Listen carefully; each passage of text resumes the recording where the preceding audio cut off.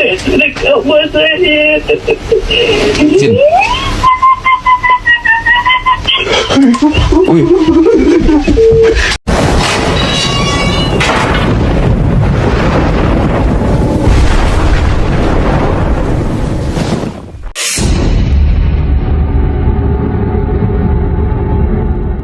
Halo cuy, selamat datang di channel aku Julian Spare. Oke, sorry banget udah 2 mingguan aku nggak pernah upload video karena aku lagi skripsian. Aku minta doanya sama kalian, mudah-mudahan aku cepet kelar skripsinya dan cepet beres.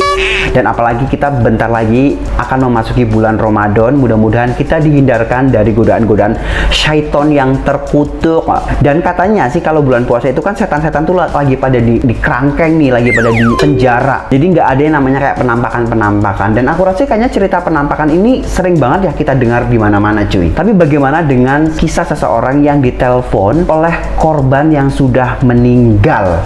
Nah, emangnya orang yang sudah meninggal itu punya HP? Emangnya punya kuota? Kayaknya semacam hantu-hantu sekarang itu kayak hantu-hantu milenial gitu cuy.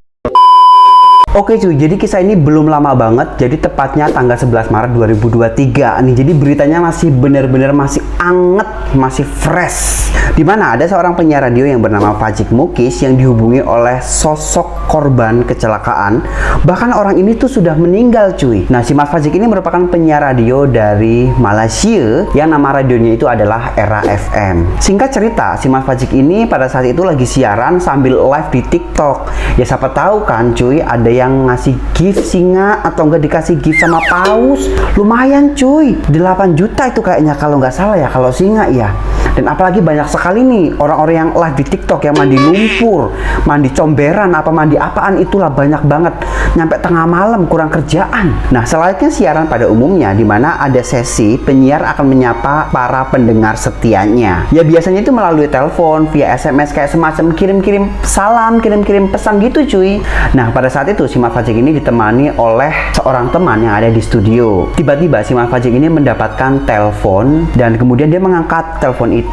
Dan ternyata yang nelpon itu adalah seorang perempuan dan dia mengaku namanya adalah Nida. Dan dia bercerita kalau si Nida itu berusia 23 tahun. Hello?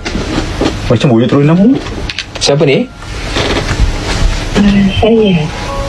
Ha? Nama saya. Nama awak apa? Nama saya Nida. Nida. Awak okey ke Nida? Nida.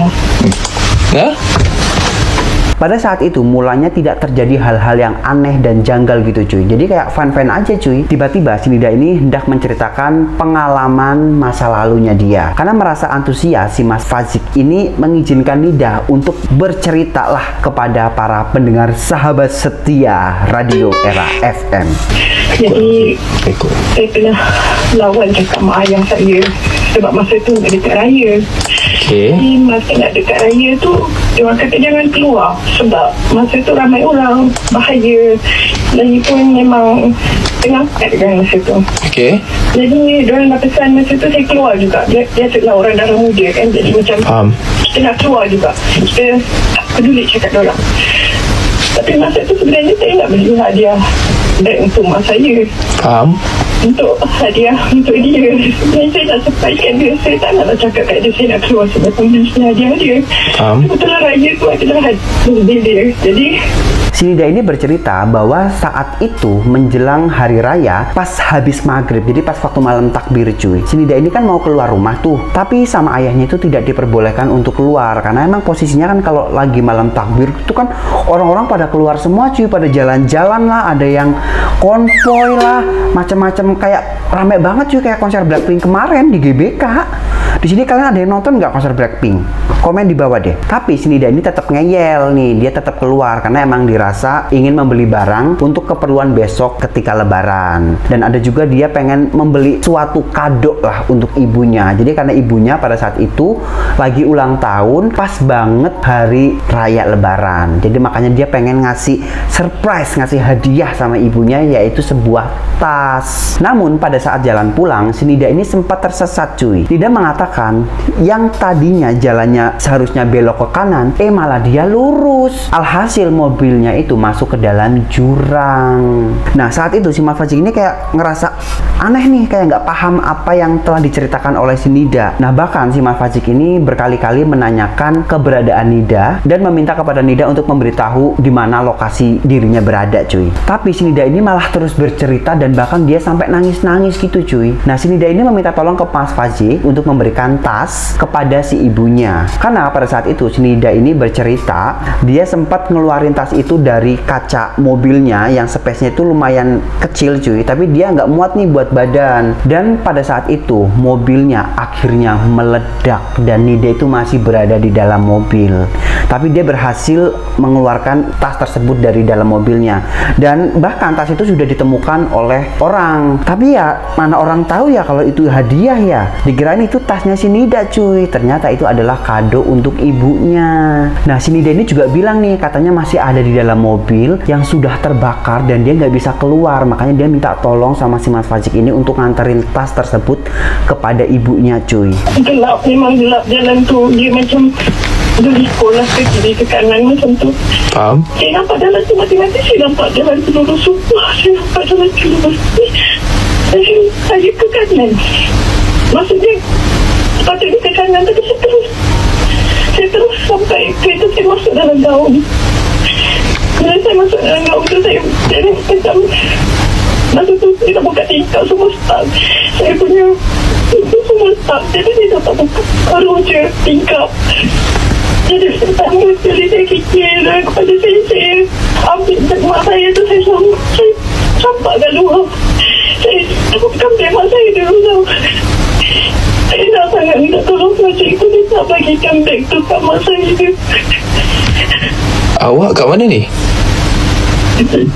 Saya tak sempat pergi beg tu kat mak saya. Saya tak sempat keluar dari kereta tu. Sekejap, saya nak tahu awak kat mana sekarang ni? Saya tak sempat keluar dari kereta tu.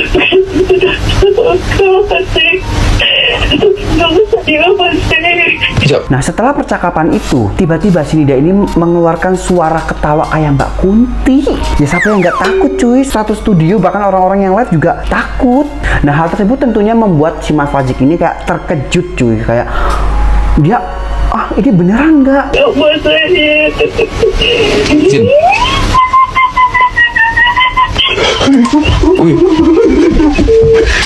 Wih, Zin. Astagfirullahaladzim.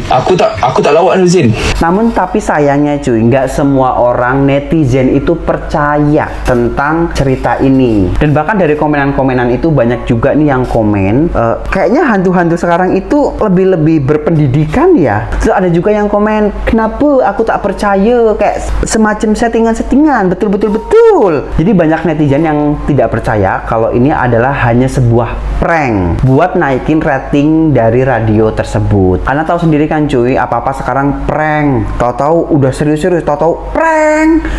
Kesel bener aku, cuy, kalau kayak gitu. Jadi banyak banget nih orang-orang yang nggak percaya, netizen. Dikirain itu tuh emang sengaja strategi marketingnya si radio itu untuk naikin rating supaya orang-orang tuh pada kepo sama radionya itu. Supaya juga sebagai marketing biar radionya itu kan viral tuh, terkenal nama radionya, cuy. Namun kembali lagi, cuy, kebenaran dari video tersebut itu masih menjadi tanda tanya, cuy. Tapi menurut kalian, apakah video itu benar-benar asli atau hanya prank? Kalian bisa tulis komentar di bawah. Dan dari buat kalian yang punya pengalaman-pengalaman horor atau kalian ingin berbagi cerita, kalian bisa kirim ke email aku di juliantoiskak@gmail.com. Dan jangan lupa tekan tombol subscribe-nya terlebih dahulu dan share ke sosial media kalian supaya aku lebih semangat lagi bikin video-video yang menarik buat kalian. See you.